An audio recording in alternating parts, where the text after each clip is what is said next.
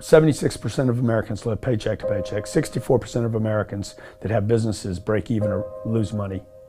Most people don't have any money and have accepted the fact that they don't have any money. They don't have any leftover money.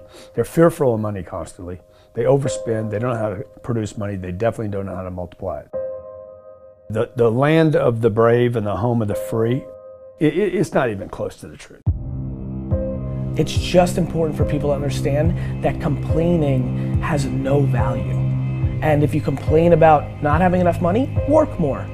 If you complain about not having work-life balance, spend more time on vacationing in your family. It's super simple. Let your actions dictate instead of sitting there and feeling like you're not in control.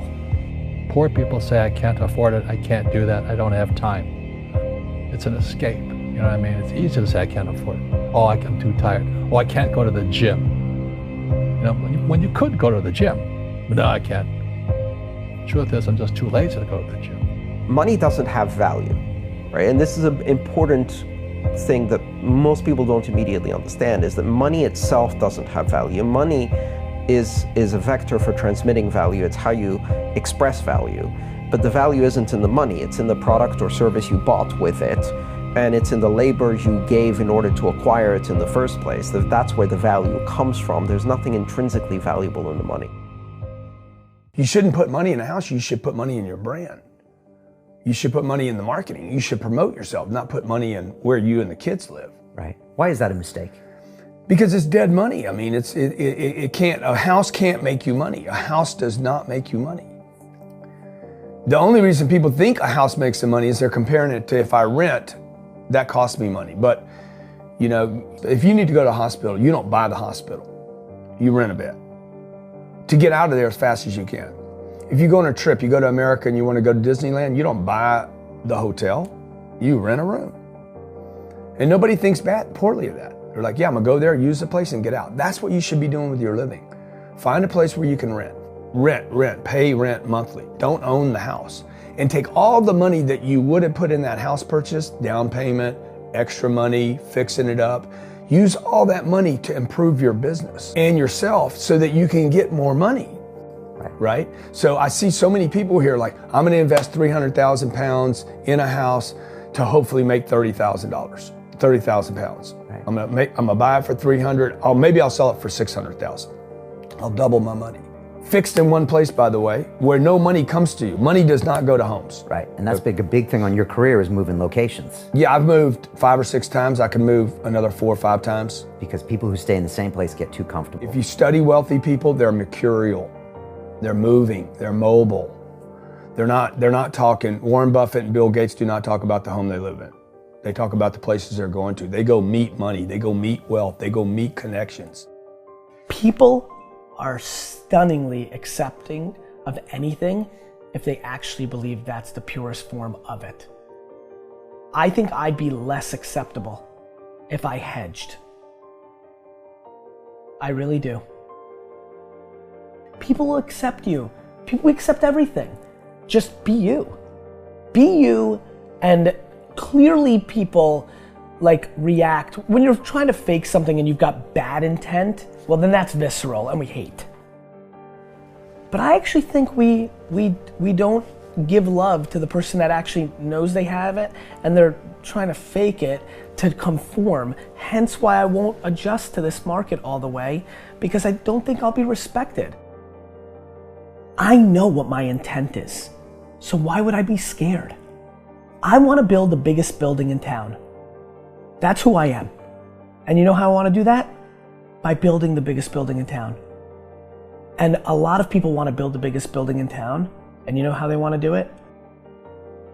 By tearing everybody else's building down. Poverty is passed on. It's taught in your families. And middle class is taught in families. And so the people right now who are sitting at home, who are struggling financially or worried about money or unhappy, they may be making a lot of money, but unhappy with what they're doing, it was probably taught to you. You know, your superego was taught, get a job, work hard, or you'll never be rich, or the rich are evil, or whatever. And until you change your mindset, Correct. Money won't help you, right? Correct. And we see that with people that win the lottery, people that make more money, they still have the same problem. Right. Because they have that poor man's soul. Right. If you're poor, you'll always be poor.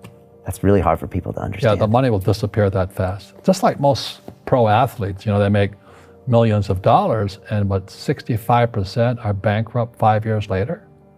It's because they come from poor families. Now you tell them that, they get very angry at you.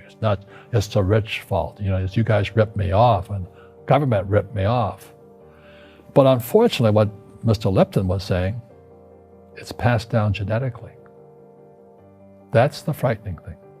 And it's interesting when you commit to something, little gifts just start automatically showing up. It's a phenomenal thing.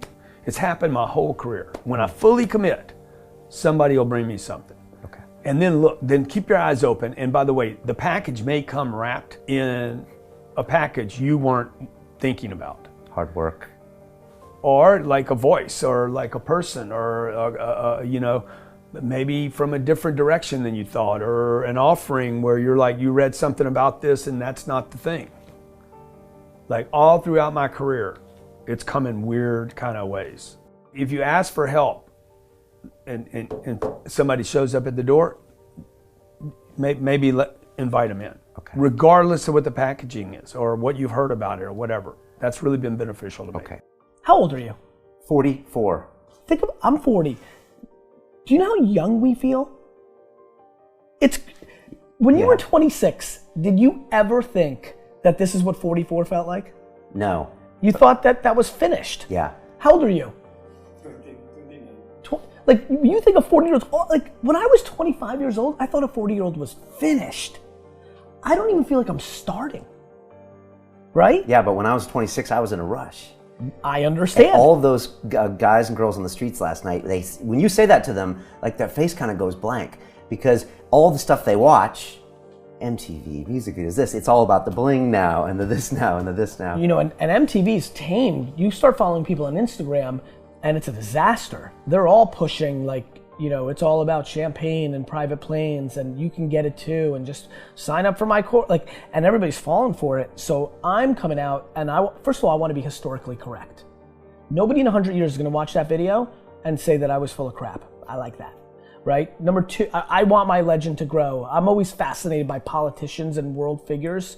Like Winston Churchill, his brain continues to grow. Yeah. Right? I want that. When I'm dead, I want to be in the ground at peace knowing my legend's growing. I want that. I want that in the business world. And so I'm giving real advice, and real advice looks like this. When you're 19 and you can spend 7 full years learning your craft, meeting people that are mentors, being patient, and you wake up and you're 26 years old, you have your entire life in front of you and you've done great foundational work to go on and then be successful. I have bad luck too. I've had financial crashes. I've had people stab me in the back, but they're all good because I grow from it. That's spirituality. Right. People who are afraid of making mistakes, like they teach in school, they don't ever grow. Because spirituality is there's good and there's bad, there's right and there's wrong, there's up and there's down. Most people only want to be right. They only want to be positive. Well, you can't have that. That's not reality. And the average person, the reason they're poor is they haven't failed. They play it so safe. They haven't made any mistakes like they're taught in school. That means they don't learn anything. That's why the school system's actually fundamentally corrupt. It's anti-education. Right. Don't make mistakes and don't ask for help. And if I didn't ask for help, I have my accountants, my attorneys, my bankers and all that. I go into business like a rugby team. Boom, boom. And we kick butt. But the average guy is standing there, I'm an A student, I'm going to do this all on myself. And a bunch of rugby players run you over and you go, well, they're not playing fair. You're playing stupid. You should have a team. You should have accountants, attorneys, and bankers and all that stuff. But that's not the game I want to play. I said, then don't play the game. The game of business is played with accountants, attorneys, bankers, hate to say it, politicians. You got to know the game. I don't want to hustle. I want to prosper. I don't want to grind. I want to create a machine that monetizes. I'm not shameful of money. I want money. I want a lot of money. I want to give money away. I want to raise a lot of money. You can't do that if you're broke.